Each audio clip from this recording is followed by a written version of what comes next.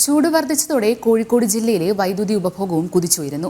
കഴിഞ്ഞ 3 മാസത്തെ കണക്കനുസരിച്ച് ജില്ലയിലെ വൈദ്യുതി ഉപഭോഗം 602.34 ദശലക്ഷം യൂണിറ്റായി ഉയർന്നു.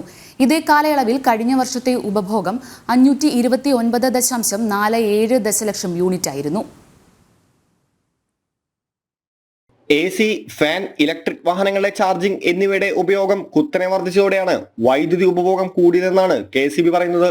ഫെബ്രുവരി മാസം ജില്ലയിൽ 189.82 ദശലക്ഷം യൂണിറ്റ് ഉപഭോഗം രേഖപ്പെടുത്തിയപ്പോൾ മാർച്ചിലെ ഉപഭോഗം 192.78 ദശലക്ഷം യൂണിറ്റായി ഉയർന്നു.